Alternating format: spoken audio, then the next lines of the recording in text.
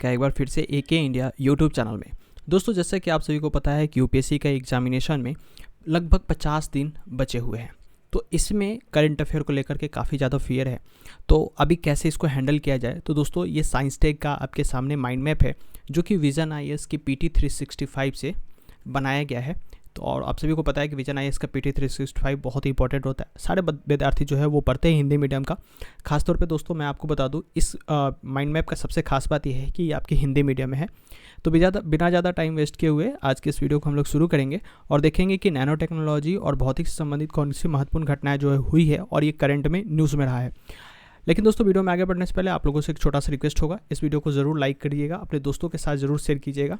और हाँ, इस माइंड मैप को आपको कहाँ से मिलेगा, किस तरीके से मिलेगा, कितना पे करना है, इन सब के बारे में मैं वीडियो में आगे बताऊंगा। लेकिन सबसे पहले हम नैनो टेक्नोलॉजी के बारे में पढ़ लेते हैं, देन उसके बाद इन सब चीज़ के बारे में हम बात करेंगे। चलिए दोस्तों, आज के इस वीडियो को हम शुरू करते हैं। दोस्तों, जो आज का हमारा पहला टॉपिक रहने वाला है, वो टॉपिक रहने वाला दोस्तों यहाँ नैनो टेक्नोलॉजी के बारे में जो आपकी बेसिक इन्फॉर्मेशन है वो यहाँ पे दिया गया है। तो सबसे पहले दोस्तों हम ये समझ लेते हैं कि ये नैनो टेक्नोलॉजी जो है वो होता क्या है। देखिए दोस्तों, बहुत ही बेसिक स्तर पे 1 से लेकर के जो 100 नैनोमीटर के आकार की चीज़ जो होती है वो नैनो टेक्नोलॉजी के रूप में उसे जो है वो काउंट किया जाता है। ठीक है, 1 से लेकर के 100 नैनोमीटर के आकार का। ठीक है, उसके बाद दोस्तों आपका यहाँ पे कोई काम का नहीं है। ये 2 प्रकार के नैनो टेक्नोलॉजी होते हैं। एक जो प्राकृतिक नैनो मटेरियल्स होते हैं, जैसे कि ज्वालामुखी की राख वगैरह, ये प्राकृतिक तौर पे भी नैनो टेक्नोलॉजी जो है, नैनो पार्टिकल्स जो है वो पाए जाते हैं। उसके बाद दोस्तों हमने खुद से कुछ चीज़ें बनाई है जिसमें कृत्रिम नैनो मटेरियल्स कह सकते हैं, जिसमें कि कार्बन नैनो ट्यूब को हम ले सकते हैं। इससे संबंधित कुछ चिंताएं हैं। देखो, कोई भी मनुष्य किसी भी तरह की तकनीक बनाता है तो उसमें कुछ चिंताएं जो है वो जुड़ जाता है। ये मानव और पर्यावरण के लिए दोनों के लिए हानिकारक हो सकता है, ऐसा आप इसका चिंताओं के तौर पे इसको देख सकते हो। लेकिन नैनो टेक्नोलॉजी का इस्तेमाल हम कहाँ कर सकते हैं? देखो, यूपीएससी में जो पीवाईक्यू पूछा जाता है अधिकतर एप्लीकेशन बेस पे क्वेश्चन होता है। तो हमें ये समझना है कि नैनो टेक्नोलॉजी का जो है उपयोग हम कहाँ कहाँ कर सकते हैं। एग्रीकल्चर में हम 2 जगह कर सकते हैं, एक नैनो फर्टिलाइजर्स के तौर पे और दूसरा एक नैनो बायो सेंसर्स के तौर पे। अब ये दोनों क्या होता है आपको समझने की बहुत ज़रूरी है, क्योंकि इस तरह के कीवर्ड जो है यूपीएससी में आसानी से पूछ दिया जाता है और मैंने यहाँ पे आप लोगों के लिए हाईलाइट कर दिया है। तो आप जब भी इसको रिवीजन करोगे तो आपके लिए बहुत आसान हो जाएगा। ठीक है, जैसे नैनो फर्टिलाइजर्स की बात करें तो फर्टिलाइजर्स यानी कि आप जैसे नैनो यूरिया देख लो, जो मिट्टी का पोषक तत्वों को जो लेकर के है वो ऑक्सीजन में बढ़ा देता है। और यूपीएससी ने कुछ नैनो फर्टिलाइजर्स के बारे में, नैनो यूरिया के बारे में जो सवाल पूछा वो कुछ इस तरीके का ही था। उसके बाद दोस्तों आप हेल्थ के सेक्टर में देखो, बेहतर इमेजिंग और डायग्नोस्टिक्स जो सिस्टम होता है उसके लिए ये किया जाता है। टारगेटेड ड्रग डिलीवरी यानी कि अगर आपके कोई पार्ट में अगर यहाँ पे अगर आपकी ज़रूरत है उस ड्रग की, तो आपको डायरेक्टली यहाँ दिया जाएगा, ना कि ये पूरा होल सिस्टम को दिया जाएगा। तो इस तरीके टारगेटेड ड्रग डिलीवरी जैसे कीवर्ड्स को आपको बेसिकली अंडरस्टैंड करना होता है। उसके बाद दोस्तों ऊर्जा के क्षेत्र में भी आप देखोगे कि नैनो स्ट्रक्चर, सोलर सेल वगैरह सस्ते हो जाते हैं। ठीक है, ये सोलर सेल वगैरह में आप इस्तेमाल कर सकते हो। पर्यावरण में दोस्तों जल शुद्धिकरण के लिए, विलवणीकरण के लिए आप इसका इस्तेमाल नैनो मटेरियल्स को कर सकते हो। उसके बाद दोस्तों आप देखोगे इलेक्ट्रॉनिक्स और आईटी के क्षेत्र में भी इसका ज़बरदस्त इस्तेमाल जो है वो हो रहा है। जैसे दोस्तों अभी क्वांटम डॉट्स जो है एक महत्वपूर्ण पार्ट है। ठीक है, अभी आपने मिर्जाना को देखा होगा, वो आया है, तो वो भी बहुत इंपॉर्टेंट है। आप उससे इस चीज़ को रिलेट कर सकते हो। फिर इसमें नैनो स्ट्रक्चर्स का उपयोग किया जाता है। तो आपको बस इसके बारे में थोड़ा प्रैक्टिकली समझना है। इसको आपको डीपली एकदम नैनो पार्टिकल्स और नैनो टेक्नोलॉजी आपको खुद नहीं बनाना है, बेसिकली इस चीज़ों को समझना है। और अन्य में देख सकते हो तो आप देख सकते हो जो कॉस्मेटिक प्रोडक्ट्स वगैरह बनता है उसमें नैनो पार्टिकल्स का इस्तेमाल जो है वो किया जाता है। तो इतना ही था नैनो पार्टिकल्स के बारे में। एक इम्पॉर्टेंट बस फैक्ट्स ये था आपके पास कि ये जो है आमतौर पे इसका आकार जो है वो कहाँ से कहाँ होता है, कितने प्रकार का होता है। ठीक है, उसके बाद दोस्तों एक नैनो उर्वरक यानी कि नैनो फर्टिलाइजर्स के बारे में जो हम देख रहे थे उसके बारे में एक बार हम ओवरव्यू कर लेते हैं। ठीक है, नैनो फर्टिलाइजर्स क्यों न्यूज़ में था उससे रिलेटेड हम यहाँ पे इसको देख लेते फटाफट। ठीक है, अब देखो दोस्तों यहाँ पे इफ़को एक संस्थान है द्वारा जो है नैनो टेक्नोलॉजी से तैयार नैनो जिंक और नैनो कॉपर जो है उर्वरक को केंद्र सरकार के फर्टिलाइजर कंट्रोल ऑर्डर के तहत मंजूरी दे दी गई है। नैनो जिंक और नैनो कॉपर, और दोनों क्या है, लिक्विड है, इसे ध्यान रखना है। मंजूरी जो है वो दे दी गई है। होता क्या है नैनो उर्वरक, इसको समझ लेते हैं। एक प्रकार का उर्वरक है जिसमें पोषक तत्वों को नैनो कणों में समाहित कर दिया जाता है, मतलब कि 1 से लेकर के 1000 नैनोमीटर के बीच में उसे ला दिया जाता है। ये नैनोकण क्या करते हैं, बहुत छोटे होते हैं और मिट्टी में वो क्या करते हैं, धीरे धीरे अंदर चले जाते हैं और पोषक तत्वों को नियंत्रित करने लगते हैं।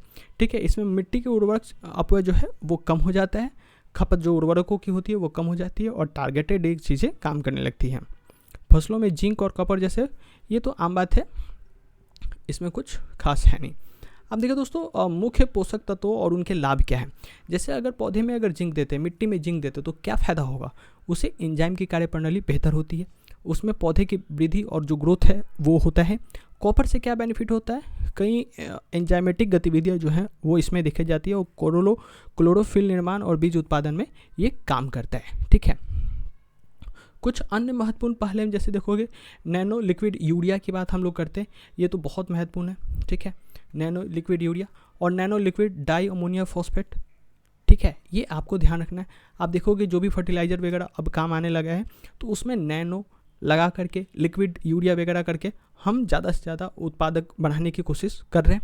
और साथ ही दोस्तों, एग्रीटेक में हम इसका इस्तेमाल कर सकते हैं, नैनो टेक्नोलॉजी का। ठीक है, यहाँ पे दिया हुआ है विभिन्न तरह के नैनो मिशन वगैरह जो है हमारे द्वारा यहाँ पे चलाया जा रहा है। ठीक है, विज्ञान प्रौद्योगिकी विभाग के द्वारा नैनो मिशन एक हो गया हमारे पास। ठीक है, नैनो उर्वरक संयंत्र जो है वो भी यहाँ पे चलाया जा रहा है, बट इतना कुछ खास इंपॉर्टेंट ये नहीं है। अब इसमें 2-3 चीज़ें अपने पास इंपॉर्टेंट है, वो कौन कौन सा है, अभी ये सुर्खियों में क्यों रहा, कोई काम का नहीं है, लेकिन नैनो उर्वरक के बारे में आपको जानना बहुत ज़रूरी है, क्या होता है, किस तरह काम करता है। ठीक है, ये वाला बहुत इंपॉर्टेंट है। इसके क्या लाभ है, जैसे जिंक का क्या लाभ है, कॉपर का क्या लाभ है, हमने नैनो लिक्विड यूरिया बना दिया, nano liquid di ammonium phosphate भी बना दिया, इस तरह की चीज़ें। एग्रीटेक किस तरह से नैनो टेक्नोलॉजी में काम कर रहा है उसके बारे में हम यहाँ पे देख लिए। ठीक है, तो कुछ इस तरीके की चीज़ें यहाँ पे है।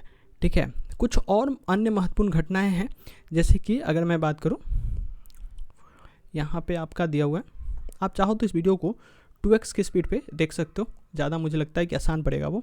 ठीक है, एक है गोल्डेनी। ठीक है, गोल्डेनी एक न्यूज़ है, ये क्या है इसके बारे में थोड़ा सा समझते हैं।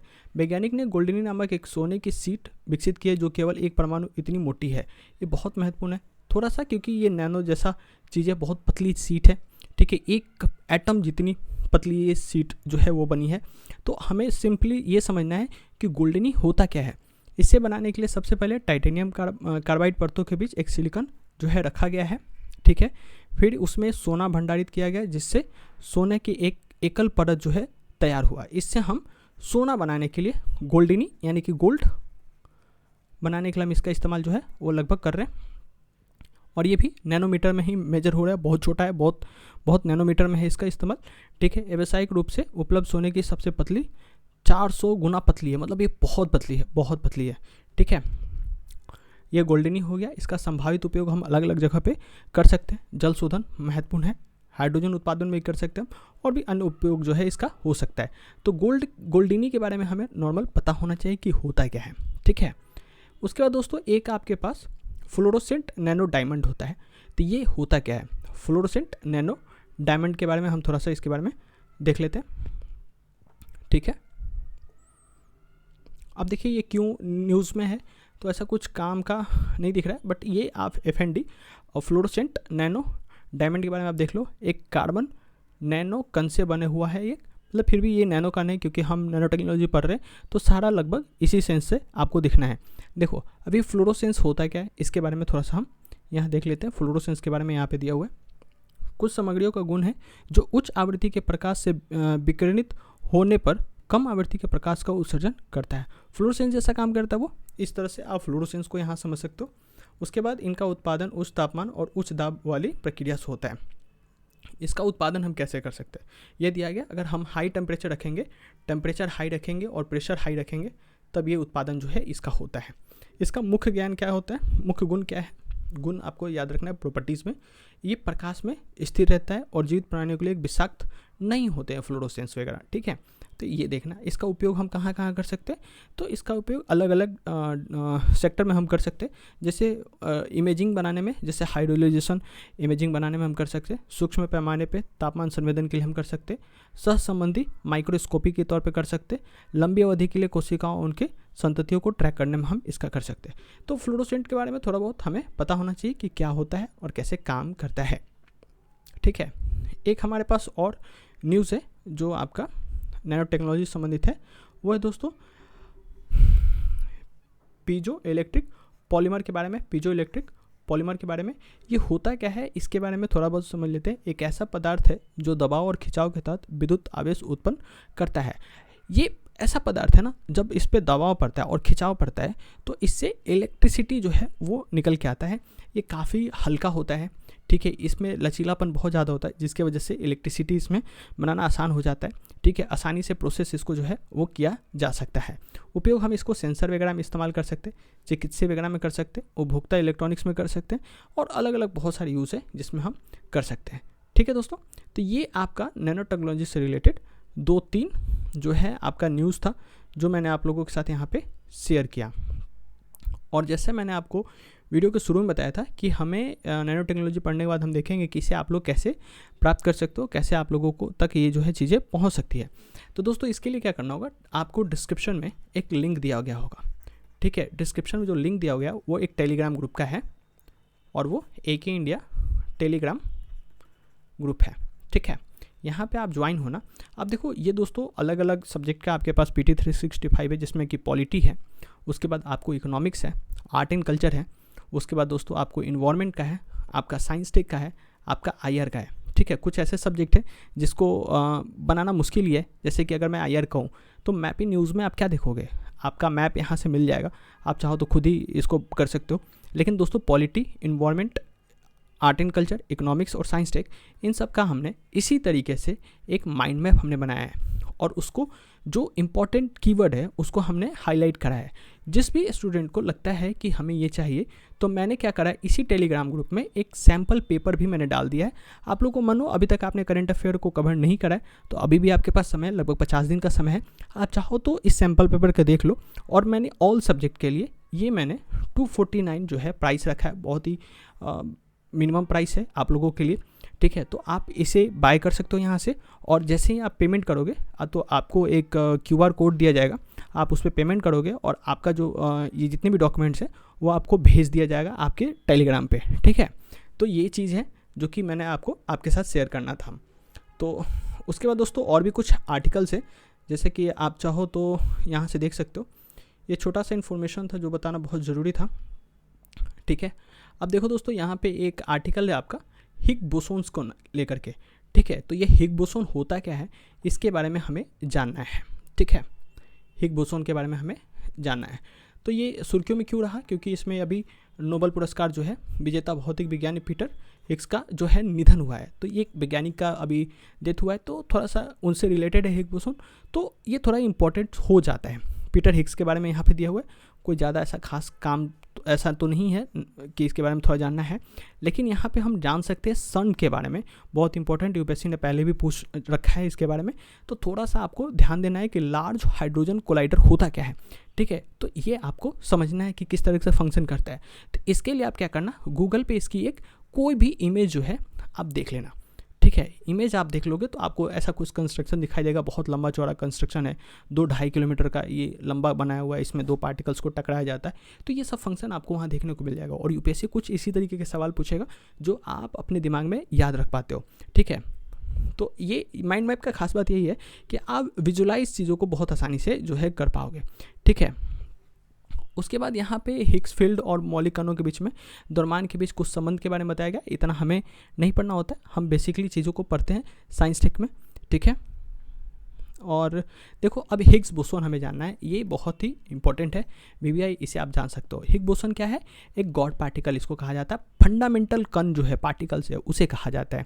बोसोन का एक प्रकार है जो बल वहन करने वाला एक सब एटॉमिक कण इसको बोला गया है। तो आप बस ये ध्यान रखना कि गॉड पार्टिकल है, फंडामेंटल पार्टिकल इसको कहा जाता है, ये बहुत इंपॉर्टेंट है, ठीक है। उसके बाद इसका मुख्य गुण क्या होता है, स्पिन करते रहता है, यह बिना स्पिन वाला एकमात्र मौलिक कण है, ये स्पिन जो है नहीं करता है, ये 0 स्पिन है, कोई मूवमेंट इसमें नहीं होता है, ठीक है। उसके बाद और भी बहुत सारे है, स्पाइरल थ्योरी है, बहुत सारी थ्योरी है, लेकिन हिग्स बोसोन के बारे में ये आपको जानना है कि इसमें स्पिन जो है नहीं करता है, ठीक है।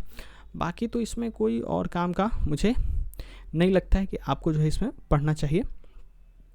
उसके बाद यहाँ पे हमने सन के बारे में पढ़ा, जो यूपीएससी ने सवाल पूछा था सन के बारे में।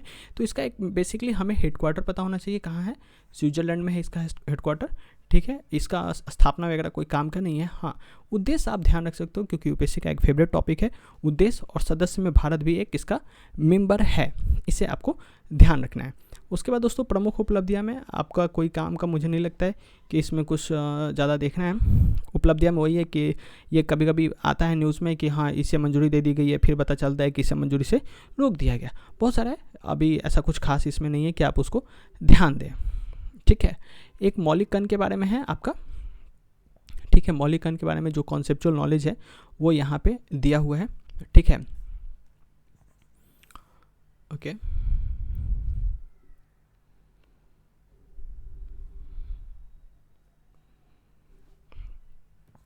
ठीक है, तो ये मौलिक कण है, यहाँ पे आप देख सकते हो मौलिक कण जो है, और यहाँ पे कुछ आपका ये कॉर्क और लेप्टॉन के बारे में थोड़ा सा समझ सकते हो कि क्या होता है, इसके बारे में है, ठीक है। वैसे भी आप नॉर्मली मौलिक कण के बारे में इस बात से समझ सकते हो कि किस तरीके से चीज़ें फंडामेंटली कोई पार्टिकल्स हो सकता है। लेकिन हम जो बेसिकली फिजिक्स वगैरह में पढ़ते हैं वो हमारे लिए सबसे इम्पोर्टेंट ये है कि कितने तरीके के मौलिक बल होते हैं। तो 4 तरीके का फंडामेंटल फोर्स होता है, एक इलेक्ट्रोमैग्नेटिज्म के थ्रू काम करता है, एक स्ट्रॉन्ग फोर्स होता है, वीक फोर्स होता है और ग्रेविटी होता है। ये हमें 4 बेसिकली याद रखना होता है। इसके अंदर ज़्यादा जाने का कोई मतलब जो है नहीं बनता है, ठीक है, क्योंकि बेसिक हार्डकोर ये फिजिक्स के तौर पर काम कर रहा है, ठीक है। उसके बाद दोस्तों आपके पास एक न्यूज़ आता है, वो है न्यूट्रिनो। न्यूट्रिनो जो है वो क्या होता है, ठीक है। तो हम सबसे पहले समझते हैं कि न्यूट्रिनो क्या है, और उससे पहले हम ये समझ लेते हैं कि न्यूज़ में क्यों रहा है, ठीक है। तो न्यूज़ में रहने का कोई काम ऐसा है नहीं। अभी इंटरनेशनल एक नोवा है जिसने न्यूट्रिनो के बारे में जानकारी का पता लगाया है, जो कोई काम का हमारे लिए नहीं है। हमारे बस समझने का काम ये है कि ये न्यूट्रिनो क्या होता है, ठीक है। हमें न्यूट्रिनो के बारे में थोड़ा ध्यान से समझना है। देखो न्यूट्रिनो क्या है, एक घोष पार्टिकल क्या होता है, ये घोष पार्टिकल की तरह काम करता है। तो होता क्या है इसके बारे में देखते हैं। ये विद्युत आवेश रहित होता है, लगभग शून्य द्रव्यमान्य होता है, ठीक है। ये आपको ध्यान रखना है, ये दोनों कीवर्ड एकदम से ध्यान रखने हैं, बहुत इंपॉर्टेंट है, ठीक है। ये एस्ट्रोफिजिकल न्यूट्रिनो के बारे में यहाँ पे थोड़ा सा बता रहा है कि मिल्की वे से बाहर खगोलीय घटनाओं से निकलने वाले उच्च ऊर्जा न्यूट्रिनो के बारे में यहाँ पे एस्ट्रोफिजिकल न्यूट्रिनो, एस्ट्रो यानी कि एस्ट्रोलॉजी वगैरह के बारे में, यानी कि स्पेस साइंस वगैरह के बारे में आप पढ़ते हो बेसिकली, और इसमें फिजिकल न्यूट्रॉनों के बारे में जो है वो दिया गया है। घोस्ट पार्टिकल क्या होता है, घोस्ट पार्टिकल जो है लगभग 100 ट्रिलियन न्यूट्रॉनों प्रति सेकंड मानव शरीर से गुजरते हैं बिना किसी प्रभाव के। आप खुद समझो ना कि आपके शरीर से इतने सारे जो पार्टिकल्स है वो डेली क्रॉस कर जाते हैं, उसे घोस्ट पार्टिकल्स के नाम पे जाना जाता है। ये उत्सर्जन कहाँ से होता है घोस्ट पार्टिकल का या न्यूट्रॉनों का, तो सुपरनोवा जो विस्फोट होता है या जो ब्लैक होल की घटना घटती है, जो भी एक्टिव गैलेक्टिक न्यूक्लियाई जो घटनाएं घटती है, उससे जो भी हमारा न्यूट्रॉनो पार्टिकल्स वगैरह निकलता है ना, वो गुजरता है। जैसे कि अगर हम एक कपड़े के छेद से जो धूल मिट्टी निकल जाता है ना, उसी तरह इंसान की बॉडी से ये न्यूट्रॉनो जो है आराम से क्रॉस कर जाते हैं, ठीक है। अब ये बोल रहा है न्यूट्रॉनों की विशेषता क्या क्या होती हैं, ये हमें ध्यान रखना होगा, ये इंपॉर्टेंट आप लोगों के लिए रहेगा, ठीक है। लगभग प्रकाश की चाल से चलती है, ये न चुंबकीय क्षेत्रों से विक्षेपित होती है और न ही आसानी से अवशेषित होती है। इसमें चुंबक का कोई प्रभाव नहीं पड़ता है, ये सीधे रेखा में अपने स्रोत से गति करती है, ठीक है। ब्रह्मांड में परमाणुओं से अधिक संख्या में मौजूद हैं, ठीक है। अब देखो यहाँ पे कर रहा है अन्य प्रमुख न्यूट्रॉनो वेधशाला जो है, इसके बारे में कुछ खास मुझे नहीं लगता है कि आपको पढ़ना चाहिए, बट आप चाहो तो पढ़ सकते हो। खगोलीय घटनाओं के अंश संकेतक क्या है, कॉस्मिक रे के बारे में आप पढ़ सकते हो, कॉस्मिक रे क्या होता है और गामा रे बस्ट जो है वो क्या होता है, ठीक है। उसके बाद हम आगे बढ़ते हैं, ये क्वेशर के बारे में आप पढ़ सकते हो कि क्वेशर जो है वो क्या होता है, ठीक है। अब जैसे क्वेशर सेटलर रेडियो सोर्स का संक्षिप्त रूप है। अब इसमें क्या होता है, सुपर मैसिव ब्लैक होल से ऊर्जा प्राप्त होता है क्वेशर में, और ये ब्रह्मांड में सबसे अधिक चमकदार वस्तुओं में से एक है। तो ये आपको ध्यान रखना है, ठीक है। ऐसे इसको आप ज्योग्राफी में पढ़ सकते हो, क्वेशर के बारे में आप पढ़ते हो, ब्रह्मांड वगैरह में क्वेशर के बारे में बेसिकली पढ़ते हो, तो ये यहाँ से आपका कवर जो है वो हो जाएगा, ठीक है। अब अगला हमारा जो न्यूज़ है दोस्तों, वो आपका न्यूज़ है, देख लेते हैं हम आगे। अन्य महत्वपूर्ण घटनाएं कुछ और भी हुई है, उसके बारे में हम देख लेते हैं फटाफट कि कौन कौन सा हमारे लिए इम्पोर्टेंट न्यूज़ है। जैसे एक न्यूज़ है एंटीमीटर, एंटी मैटर के बारे में यहाँ पे कहा जा रहा है। ये होता क्या है इसके बारे में समझते हैं, और बाकी ऊपर का कोई काम का नहीं है। एंटी मैटर होता क्या है? पदार्थ का प्रत्येक मूल कण का एक विपरीत विद्युतीय आवेश वाला एक प्रतिकण होता है, एंटी पार्टिकल होता है। जैसे कि पॉजिट्रॉन प्लस होता है तो इलेक्ट्रॉन निगेटिव है, निगेटिव का एंटी मैटर है। एंटी मैटर यानी कि जस्ट उसके अपोजिट, जैसे कोई पॉजिटिव है तो उसका एंटी कौन होगा? नेगेटिव। तो उसी तरीके से एंटी मैटर चीज़ें हैं, और ये अलग अलग चीज़ें के साथ हो सकती है। जैसे प्रोटॉन का एंटी प्रोटॉन, तो न्यूट्रॉन का एंटी न्यूट्रॉन वगैरह हो सकता है। ठीक है, तो ये कोई बेसिक ऐसा चीज़ है, आपको बस बेसिकली चीज़ें समझनी थी, बाकी और कुछ नहीं। एक है हाई एनर्जी फोटोन सोर्स, कुछ ज़्यादा ही ये है। ठीक है, तो मुझे नहीं लगता कि इसके बारे में ज़्यादा कुछ समझने की ज़रूरत है, बट आप समझ सकते हो कि ये होता क्या है। ये क्या है? एक सिंक्रोट्रॉन एक्सरे है, सबसे दीप्तिमान स्रोत होता है। ठीक है, वैसे सिंक्रोट्रॉन क्या होता है इसके बारे में दिया हुआ है, वैसे कोई खास न्यूज़ ये है नहीं, तो इसके बारे में ना ही पढ़ो तो अच्छा है। ठीक है, उसके बाद एक है आपका जायंट रेडियो सोर्स। ठीक है, जीआरएस के बारे में दिया हुआ है। भारतीय खगोलविदों ने joint metre wave radio telescope का उपयोग करके 34 नए जायंट रेडियो सोर्सेज खोजे हैं, जो मेरे को नहीं लगता कोई काम का है आप लोगों के लिए यहाँ पे। ठीक है, इसे रहने देते हैं। उसके बाद दक्ष परियोजना, हाँ ये ध्यान रख सकते हो दक्ष परियोजना के बारे में, क्योंकि प्रोजेक्ट वगैरह ऑलवेज न्यूज़ में रहता है, तो ये थोड़ा पूछ लिया जाता है यूपीएससी से। यूपीएससी इसको पूछ लेती है। ये है क्या? हाई एनर्जी स्पेस टेलीस्कोप बनाने की एक योजना है। ये किसके लिए है? तो टेलीस्कोप बनाने का एक स्कीम है, योजना है, प्रोजेक्ट है, जो एक हाई एनर्जी स्रोतों का अध्ययन करने के लिए इसमें यूज़ किया जाएगा। ठीक है, और उसी तरह से अगर गामा रे के बारे में बात करें कि गामा रे को पता लगाने के लिए कौन कौन से हमने अभी भेजा है, तो अभी जियो साइंटिस्ट के पेपर में एस्ट्रोसेट या मुझे लगता है एक्सपोसेट के बारे में जो है वो पूछ चुका है यूपीएससी ने। अभी जियो साइंटिस्ट में पूछा है शायद। ठीक है, आप देख लेना। होप आप लोग पीवाईक्यू को जो है वो कुछ कर रहे हो पीवाईक्यू वगैरह के लिए। ठीक है, आप लगाते रहना उसको। ठीक है, हाइड्रोजन लाइन जो है वो 21 मीटर लाइन के लिए कोई काम का जो है वो न्यूज़ नहीं है। ठीक है, तो कुल मिलाकर के आप लोगों के पास जो न्यूज़ है वो है। ठीक है, और इसमें कुछ न्यूज़ आप लोगों के लिए बचा है। हाँ, कुछ यहाँ पे है ग्रेविटेशनल तरंगों के बारे में, एक न्यूज़ यहाँ पे आपका छूटा हुआ था, बट इसको हम लोग फटाफट कर लेते हैं। ये क्या है? ठीक है, हम लोग देखते हैं ग्रेविटेशनल तरंगों के बारे में कि ये होता क्या है। बेसिकली हमें इसका मतलब समझना है कि ये होता क्या है, सुर्खियों में क्यों है, कोई काम का नहीं है। ये घटना का स्रोत क्या है, न्यूट्रॉन तारा के बारे में आप समझ सकते हो, रहस्यमय पिंड वगैरह समझ सकते हो, लेकिन ये होता क्या है इसको हमें समझना है कि ग्रेविटेशनल वेव्स जो है वो होता क्या है। अंतरिक्ष में जब दो विशाल पिंड के टकराने से उत्पन्न एक लहर होता है, जैसे हम पानी में एक पत्थर डालते हैं तो एक वेव चारों तरफ जो है बनता जाता है ना, वो उस तरीके का ही वेव है। जब दो पिंड आपस में टकराते हैं तो एक बूम जैसा चीज़ें निकलती है, वो एक लहर है जो हमारे धरती तक भी वो पहुंचती है। इसी में अल्बर्ट आइंस्टाइन ने 1915 में सापेक्षता का सिद्धांत की इसमें भविष्यवाणी उसने करा था। इसमें स्पेस टाइम में क्या आता है, एक लहर पैदा जो है वो हो जाता है। ठीक है, इसी में एक लिगो वेधशाला जो है, इनका पहली बार इसने लिगो ने पता करा था, तो आप इसे जो है गूगल इमेज करके ज़रूर देखना, ये इंपॉर्टेंट है। ठीक है, लिगो वगैरह। ठीक है, क्योंकि इसमें लिगो डिटेक्टर और गुरुत्वाकर्षण तरंगों की खोज के लिए इसमें नोबेल पुरस्कार भी दिया जा चुका है। ठीक है, अब इसका महत्व क्या है, ब्रह्मांड के बारे में समझने वगैरह में काम करेगा। उत्पत्ति का कारण क्या है, सुपरनोवा विस्फोट हो गया, दो तारे एक दूसरे की परिक्रमा करते हैं तब हो सकता है, दो ब्लैक होल आपस में विलय हो जाए तब, ब्लैक होल न्यूट्रॉन स्टार वगैरह। अब बेसिक कॉन्सेप्ट समझ लो, बाकी सब चीज़ें जो है आपका यहाँ पे कवर हो जाएगा बहुत ही आसानी से, क्योंकि देखो ये माइंड मैप जो है ना वो आपके रिविज़न के लिए बहुत इंपॉर्टेंट है। देखो अब लिगो के बारे में दिया गया, ये क्या है, दो इंफेरोमीटर होता है इसमें। अब 4 किलोमीटर की लंबी दो भुजाएं होती हैं, उसके बारे में एल आकार का, यही लिगो के बारे में बता रहा था। सॉरी, मुझे लगता है मैंने आपको सन के बारे में इसके बारे में बताया है। ठीक है, तो आप उसको एक बार ज़रूर देख लेना। लिगो इंडिया का भी एक जो है महाराष्ट्र में प्रस्तावित जो है वो हुआ है। ठीक है, आप इसको देख लेना। तो ये टोटल दोस्तों आपका न्यूज़ था जो कि आप इस माइंड मैप के थ्रू जो है कर सकते थे। ठीक है, नैनो टेक्नोलॉजी और भौतिक से संबंधित कुछ महत्वपूर्ण घटनाओं के बारे में। अब मैं एक बार फिर से आप लोगों को बता दूं, ये पीडीएफ आप लोगों को कैसे मिलेगा। पीडीएफ के लिए आपको कहाँ जाना पड़ेगा, डिस्क्रिप्शन में लिंक होगा दोस्तों आपका टेलीग्राम ग्रुप का, आप इस टेलीग्राम ग्रुप में ज्वाइन हो जाओ, और वहाँ पे अगर आपको ये चाहिए तो मैंने एक सैम्पल पीडीएफ भी आप लोगों के लिए डाल दिया है। आप उस सैम्पल पीडीएफ को पढ़ लो, आपको लगे कि हाँ मुझे ये बाई करना चाहिए, तब आप क्या करो, आप उस ग्रुप में एक मैसेज ड्रॉप कर दो कि मुझे ये पीडीएफ की नीड है, मुझे ये पीडीएफ चाहिए। तो आपको पॉलिटी, आपका आर्ट एंड कल्चर, उसके बाद आपको environment, economics, science tech, IR का तो नॉर्मल ही है, अभी कोई छूट गया होगा तो आप देख लेना उसमें से। तो ये सब चीज़ें जो है आपको वहाँ पे मिल जाएगी। ये आपका अपडेटेड से पहले वाला है, ठीक है, जो आप लोगों को 249 में जो है वो मिल जाएगा। और मुझे उम्मीद है कि आप लोग करंट अफेयर के रिवीजन करने के लिए इसे ज़रूर इस्तेमाल करेंगे। और वीडियो पसंद आए आप इसे ज़रूर लाइक करें, अपने दोस्तों के साथ ज़रूर शेयर करें। मिलते दोस्तों आप लोगों से अगली वीडियो में, तब तक के लिए आप हमें दीजिए इजाज़त। जय हिंद, वंदे मातरम।